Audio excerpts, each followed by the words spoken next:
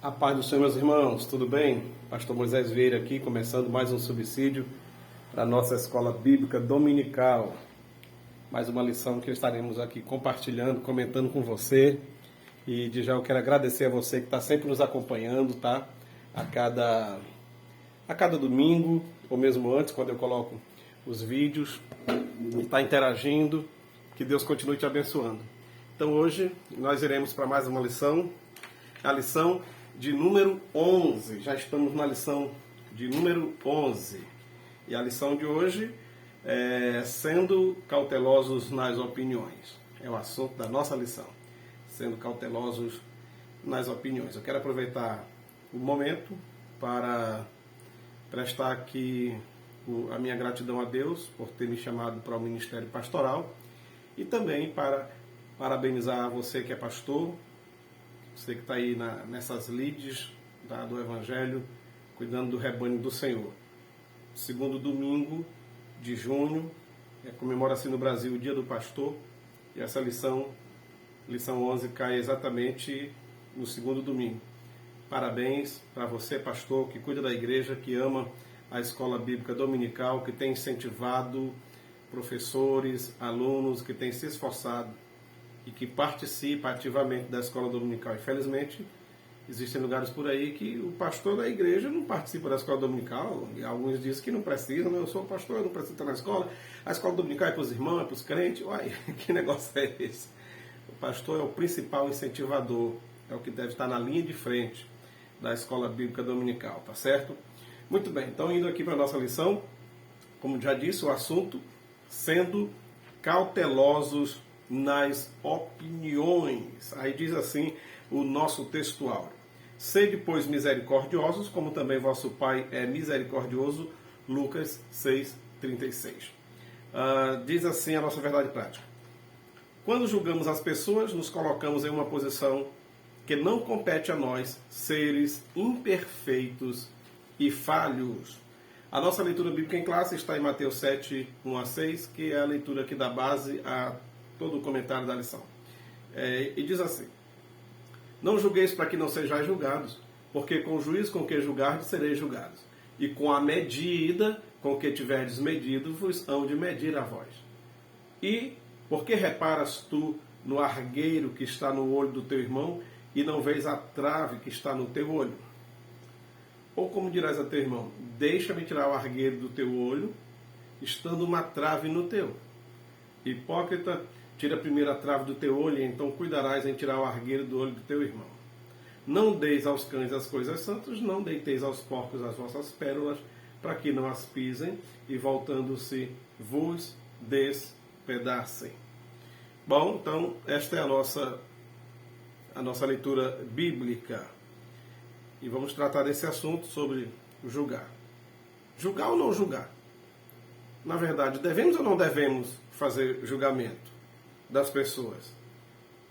Pois acabamos de ler um texto que diz que não, mas na Bíblia há vários outros textos que diz que sim. A questão aqui não é se julgamos ou se não julgamos, mas sim a forma como julgamos. É disso que Jesus trata. Não é uma proibição taxativa, não é um mandamento direto e pronto para não julgar de jeito nenhum e deixar as coisas acontecer para lá sem fazer julgamento nenhum. A maior preocupação de Jesus aqui é na forma em que se faz o julgamento. Será que não cabe a nenhum de nós, não cabe a nós nenhum tipo de julgamento mesmo? Será que não? O que foi que Jesus quis dizer com esse negócio aqui de não julgueis, para que não sejam julgados? Precisamos contextualizar toda esta lição e o que Jesus quis passar com este ensinamento. Olha, entendamos que o cerne dessa lição é que o crente, o cristão, não deve julgar precipitadamente. O cristão não deve julgar precipitadamente. É disso que se trata. Porque ninguém vive no mundo sem fazer julgamento de forma nenhuma. Ninguém vive. Afinal de contas, temos um raciocínio, temos um cérebro, foi Deus que nos deu, e o tempo todo a gente está julgando, está examinando, tomando alguma decisão baseada no juízo que a gente acaba de fazer. Muito bem. Na introdução, diz que o crente cheio do Espírito Santo é misericordioso e não julga os outros precipitadamente. E procura viver como sal e luz do mundo. Entendeu agora? Começou a entender? Nessa situação de julgar, não julgar precipitadamente. E é por isso que a palavra-chave desta lição é cautela. Nós estamos falando de julgamento, por que a palavra-chave desta lição não é juízo ou julgamento? É exatamente cautela. É exatamente cautela. Bom, o primeiro tópico da lição diz que não devemos julgar o outro. Não devemos julgar o... Será mesmo? Será mesmo que não devemos julgar o outro?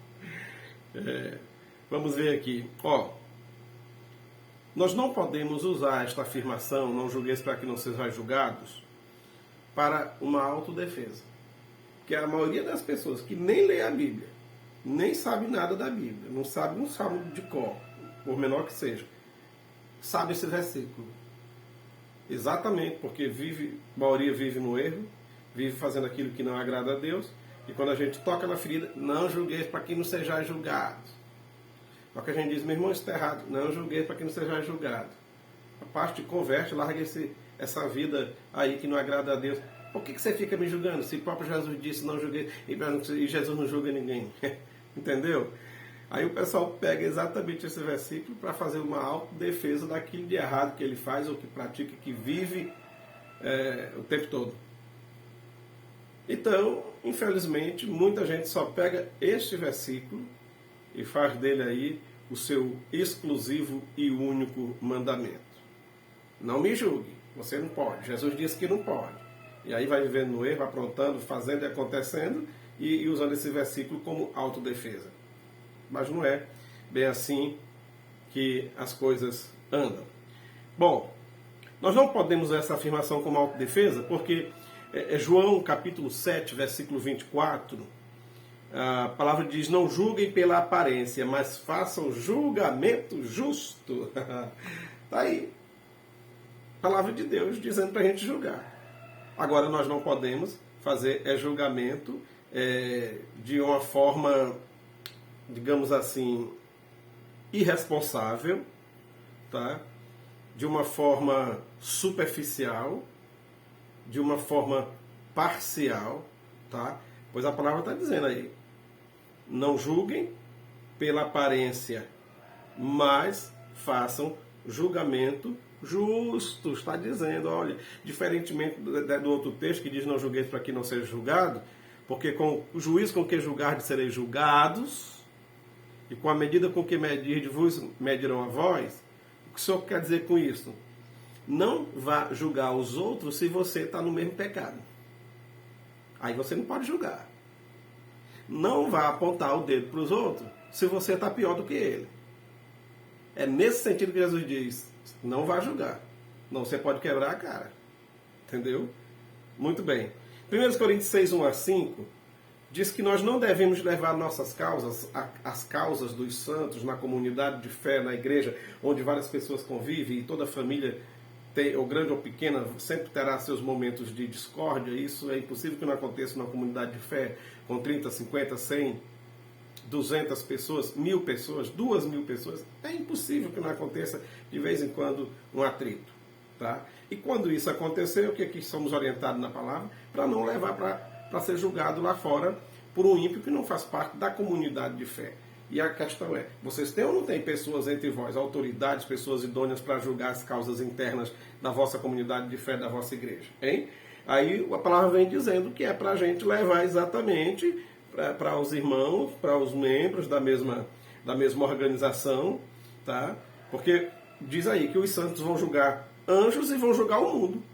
Ora, se os santos lá no futuro, aí, já se tratando de um momento escatológico, vão julgar o mundo e vão julgar até os anjos, porque não podemos julgar os seres humanos. Mas, volto, não julgueis para que não seja julgado se você não está habilitado, se você tem teto de vidro. Você não tem exemplo para dar. Você não tem respeito, não tem moral, não tem decência. Está com o nome sujo na praça. Em casa, os filhos não respeitam, porque em casa é um pai que não cumpre seu papel. Aí vai ensinar os outros a como criar filhos. Entendeu? Um sujeito com casamento desgraçado, porque ele mesmo é o culpado da desgraça no seu casamento. Aí vai aconselhar casal. Entendeu? Então os santos vão julgar o mundo e vão julgar os anjos. Mas não julgueis, se não tiver habilitado para isso. Tem que estar com a ficha limpa. Em 1 de João 4:1 diz assim: examine os espíritos para ver se procedem de Deus. Esse examinar aí é fazer um julgamento. Alguém chegou profetizando, dizendo que é o Espírito Santo que está falando. Aí o que ele diz? Faça um julgamento aí. Raciocina, pensa. Examine. Esse exame que você está fazendo na orientação de Deus, para saber se a pregação, se a mensagem, se o louvor, se aquilo que alguém está falando no púlpito da igreja é realmente de Deus, isso é um julgamento. Tá? Isso é um julgamento. Então, ninguém vive no mundo sem o tempo todo estar fazendo julgamento. Olha, e a palavra aí para julgar, não julguei, será julgado, ela vem da palavra que em grego significa escolher, examinar, tá? Tá aqui, ó. O julgamento definido por Jesus. Quando Jesus disse, não julgueis, ele usou o verbo krinou, no grego, krinou, que significa decidir, escolher, aprovar, estimar e preferir. Até no simples ato de você ir votar nas eleições lá, votou, escolheu alguém nas urnas lá, pronto, você fez um julgamento. E você fez o julgamento antes de votar. Você fez um prévio julgamento do candidato, entendeu? E aí fez a sua escolha. Foi lá e votou. Então, quando a gente faz isso, a gente fez um julgamento. E esse julgamento aí não é criticado. Certo? Deuteronômio capítulo 1, versículos 16 e 17, diz assim, ó, não sejam parciais no julgamento. Atendam o pequeno e o grande da mesma forma. Está mandando julgar. É a palavra de Deus dizendo que nós podemos julgar. Só que está mandando julgar corretamente. E volto lá para o texto básico. Não julgueis e não sereis julgados se você não está habilitado para fazer esse julgamento. Se você não tem moral para isso. Tá? Agora está tudo ok, meu irmão? Está com a vida ilibada? É claro que ninguém é 100%. Mas a gente pode ser, de certa forma, um exemplo, porque a palavra mesmo que diz, seja exemplos fiéis. Essa pessoa que é exemplos fiéis pode ou não pode julgar? Pode. Então está aqui o conselho de Deuteronômio 1, 16, 17. Não sejam parciais no julgamento, atendo o pequeno como o grande, não tem negócio de puxar a brasinha para ninguém porque é rico, porque é grande empresário, porque tem mundos e fundos, porque a contribuição é grande, vai favorecer. Não, senhor. Não pode haver isso. Tá? Durante a caminhada de Israel, do Egito para a Terra Prometida, aquele período dos 40 anos no deserto, o sogro de Moisés, Reuel, conhecido como Jetro por sua função sacerdotal, ele, depois que Moisés já tinha saído do Egito, já tinha trazido o povo, já estava na caminhada, ele então resolve trazer a esposa de Moisés, sua filha, e seus netos, 2 filhos de Moisés, e entrega para ele. Está aqui, ficou com ele enquanto Moisés estava lá, naquele embate todo das pragas e tudo no Egito. Ao Jetro ficou observando que Moisés sentava de manhã num banquinho na porta da tenda e o povão em pé para Moisés resolver problema, briga de vizinho e ferramenta que sumiu e não sei o que, e disse-me disse e tal, e ciúmes e sei lá. Tudo que era tipo de confusão, Moisés ficava lá o dia inteiro. E o povo em pé, cansava ele e cansava o povo. Eu acho que até briga de galo Moisés levavam para ele resolver quem ganhou. Brincadeira, tá, pessoal? Mas tudo bem. O Jetro observa que depois termina mais um expediente. Aí o sol se pôs, terminou mais um expediente. O velho vem dar um conselho pro genro. E diz, olha, o que você faz não está correto, não. Você está se maltratando e maltratando o povo. Escolha aí do meio do povo homens idôneos, capazes, tementes a Deus. Coloca aí para liderar 1000, para liderar 100, para liderar 50, para liderar 10. Vai colocando aí. O que resolve, o que lidera 10, se não resolver, ele leva para de 20, se não leva para 50, se de 50 não resolver, leva para o que julga 100, se de 100 não resolver, leva para de 1000, se o que julga 1000 não der conta, aí vem para ti. Então vai filtrar bastante, vai afunilar. Pouca coisa vai chegar para ti, Moisés. Você vai ter mais tempo para a sua família, para a sua função que Deus te deu em conduzir esse povo. Divide a carga com esse povo e coloca para eles julgarem conforme a capacidade que cada um tem. E aí Moisés atendeu o conselho do seu sogro, dividiu a carga, e muitos juízes, então, em um só dia, em um só momento, uma semana, agora havia muitos juízes para ajudar a levar a carga. Pessoas julgando pessoas. Tá? Bom, e quando a gente vai escolher alguém para ser diácono na igreja? Diácono, presbítero, levar para a convenção, fazemos ou não fazemos, de certa forma, um julgamento? Fazemos. Já que a palavra que Jesus usou indica a escolha, a gente olha no meio da igreja, aquele irmão que a gente vê idoneidade para assumir uma função, e apresentamos depois em reunião, apresentamos em plenário, aprovando, a gente ora por ele e tudo. Então, todo esse processo é um julgamento que se faz. Certo? É um julgamento. A escolha de obreiros é um tipo de julgamento. Tá bom? Bom, mas aí no segundo tópico fala que devemos olhar para nós mesmos. Devemos primeiramente olhar para nós mesmos. E aí é o cuidado ao apontar o dedo. Quando eu aponto o dedo para alguém, mostrando o seu erro, seu defeito, seu pecado, sua falha, eu não posso esquecer que enquanto eu aponto um para lá, tem 3 apontados de volta para mim. É como se eu fosse esse aqui, dizendo, você está errado. Pai, Filho e Espírito Santo dizendo, tu também. Você isso, isso e isso. Pai, Filho e Espírito Santo, você também. Então, quando eu lembrar que eu tenho 3 apontando para mim, 3 vezes mais, eu devo vigiar bastante. Ao saber que eu estou olhando para o defeito do outro, mas eu tenho que olhar principalmente para o meu. Certo? Então, devemos ter todo esse cuidado ao apontar o dedo. Em um certo país da América do Sul, aconteceu uma comissão parlamentar de inquérito para ver aí um problema de uma pandemia.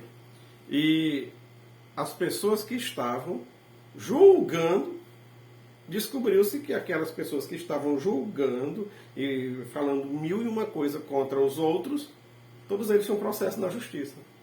Ou praticamente todos.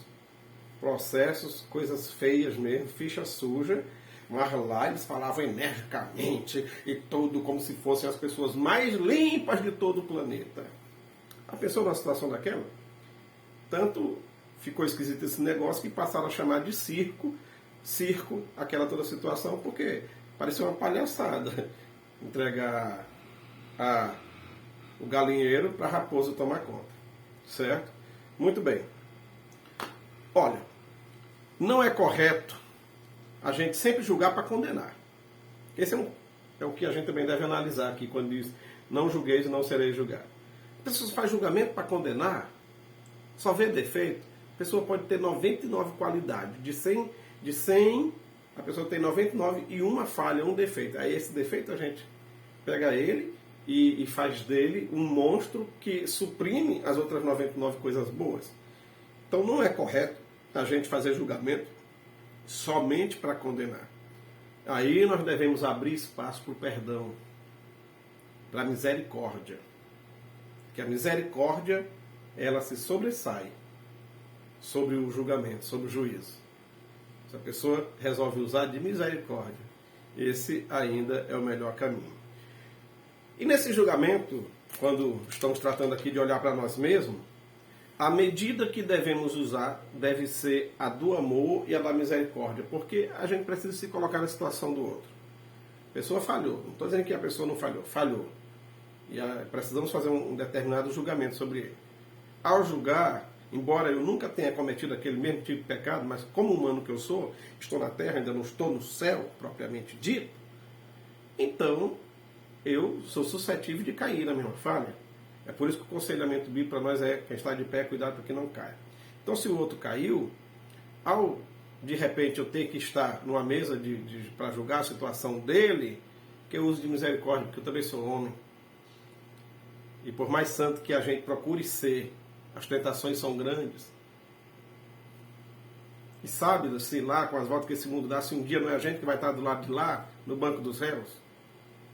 Então, usemos de misericórdia, que o amor seja a medida, o padrão do nosso julgamento.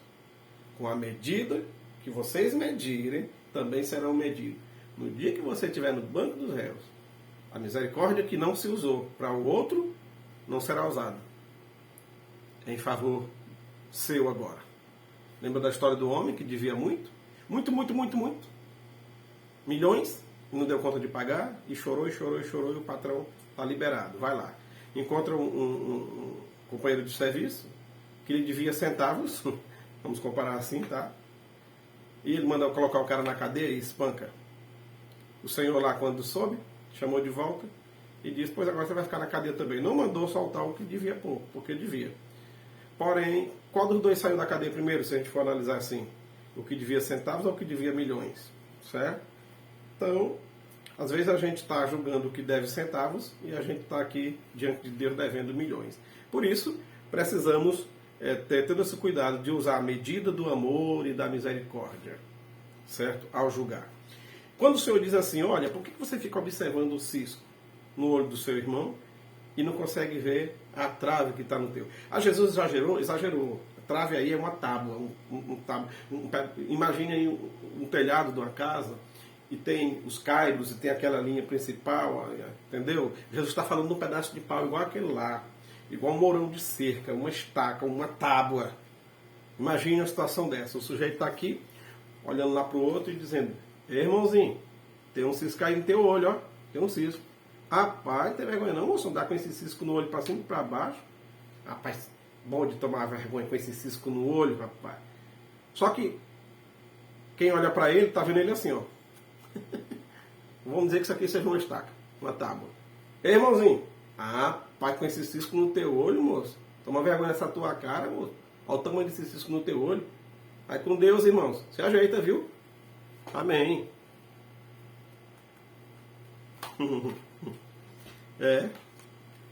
Felizmente tem gente assim. Fácil demais para ver as falhas dos outros e cego demais para ver as suas próprias. Tá? E o terceiro tópico da lição diz, e se fôssemos julgados, agora sim, pela severidade de Deus? Ai, dá até assim um medinho, né? E se fôssemos julgados pela severidade de Deus? O único que não tem falha, que não tem pecado, que não tem defeito, que não tem como alguém achar uma mácula, Deus puro, santo, verdadeiro. Esse pode julgar a qualquer momento, em qualquer situação, e ninguém poderá apontar o dedo de volta para ele, para dizer, você não pode julgar, ó Deus, tu não pode, Senhor Todo-Poderoso, você não pode julgar porque o Senhor tem falha tal. Quem acha uma falha em Deus? Deus é perfeito, Ele é a perfeição em pessoa. Tá? Por isso, se Deus quiser usar de severidade, Ele tem todo o direito, porque Ele é santo, 100%, 200% santo. Tá? Só que aí Deus conhece o profundo do nosso coração e das nossas intenções, e como Ele conhece, Ele sabe das nossas fraquezas. E aí Ele também entra com a misericórdia. Ao sermos confrontados com Deus, não tem advogado, não tem jeitinho brasileiro, não tem situação, não tem nada, não tem interpretação de texto bíblico forçada para querer aliviar a barra. Deus conhece as intenções do coração de todo mundo, conhece o mais profundo. A severidade divina é para aqueles que não vivem segundo a sua palavra, que esconde os seus pecados, mas a sua bondade e cuidado alcançam aqueles que confessam e deixam os seus pecados. Está vendo aí? Então, se Deus quiser usar de severidade, Ele pode, porque ninguém esconde nada dele. Ninguém é capaz de esconder nada, nada, nada. Aqui nos tribunais desse mundo, as pessoas faltam com a verdade, não contam a verdade toda. O advogado faz interpretações lá da lei favorável ao seu cliente e tudo mais, e às vezes consegue iludir uma plateia inteira de corpo de jurado, do júri, e que votam a favor do seu cliente, e às vezes o cliente é errado mesmo, cometeu o erro mesmo, o crime mesmo, e mesmo assim vai para casa. Porque os tribunais deste mundo são falhos. Ora, com Deus não. Com Deus ninguém esconde nada dele. já que ele conhece até as intenções do coração, imagina as práticas das pessoas, tá? E aí ele não julga pela aparência. Deus não vê somente a casca, ele vê o interior do ser humano. Certo, amado? Então, todos nós um dia vamos comparecer perante ele, o justo juiz. Todos nós. E aí devemos seguir a recomendação do mestre para não julgar precipitadamente, não devemos tomar posição de juiz contra ninguém e muito menos julgar uma pessoa apenas pela aparência daquela pessoa. Façamos o julgamento pessoal, mas ao fazer, façamos olhando para nós mesmos. Para nós mesmos. Sabe, uma certa vez uma irmã, eu ainda nem era pastor. Depois de um culto, num domingo, ela me chamou assim à parte na calçada da igreja. Os irmãos, antigamente os irmãos passavam muito tempo na calçada da igreja conversando antes de ir embora depois do culto. Hoje os irmãos querem conversar mesmo na hora do culto. É um problema sério. Então, ficava assim mais de meia hora, os irmãos ainda por ali, conversando uns com os outros. Aí a irmã me chamou assim, irmão Moisés, queria falar com o senhor. Pois não, minha irmã. Queria lhe pedir perdão e queria saber se o senhor me perdoa. Se eu lhe perdoo, de quê? Não, diga que me perdoa. O senhor me perdoa? Eu digo, não sei de nada. Está perdoada, eu não sei nem o que é não, mas está perdoada. Está tudo de bem comigo. Tá beleza, irmã, está tranquilo, está perdoada. Depois tá bom, vou lhe contar o que é. Assim que cheguei aqui nesta igreja, alguns meses atrás, com a minha família, o senhor estava ali, eu não sei se eu estava tocando, que eu tocava bateria nesse tempo na igreja, eu não sei, eu estava no coral, cantava também, não sei, eu estava em alguma ocupação minha na igreja, e ela disse, e logo na minha chegada aqui, que lhe vi a primeira vez, uma irmã que estava perto fez um comentário a seu respeito, e por causa daquele comentário eu fiquei logo chateada com o senhor, eu não gostei de você, e nem do seu jeito, eu fiquei e tal, porque aquele primeiro comentário que a irmã fez a seu respeito, eu já lhe vi daquela forma. Mas agora, depois de alguns meses convivendo aqui, vendo o seu jeito, o jeito seu com a mocidade, com os obreiros, na escola dominical, com as crianças e tudo e tal, percebi que o senhor não é aquilo que aquela irmã fez aquele comentário. E eu passei, foi tempo, sem nunca nem ter falado com o senhor, já com raiva do senhor, só porque eu vi aquele comentário. Olha o julgamento que a irmã fez, baseado num comentário de uma terceira pessoa, que essa pessoa nem tinha intimidade nem proximidade comigo. Já pensou? A pessoa fez um juízo de valor a meu respeito, apenas me visualizou e tal, já me odiou, fez um comentário, o comentário chegou na outra e já foi, contaminou a outra, só que a outra agora se aproximou e tudo e tal, e mudou a seu respeito. Somos amigos até hoje, o marido dela é obreiro, e até hoje ela serve a Deus lá na igreja onde ela congrega. Então, graças a Deus por isso, porque a irmã depois teve a oportunidade de voltar atrás naquele julgamento precipitado que ela fez. Às vezes nós não temos esta oportunidade. Por isso, é melhor pensar e pensar e repensar antes de abrirmos a boca e proferirmos palavras de julgamento a respeito de alguém. Todos nós somos pecadores e carentes da misericórdia de Deus.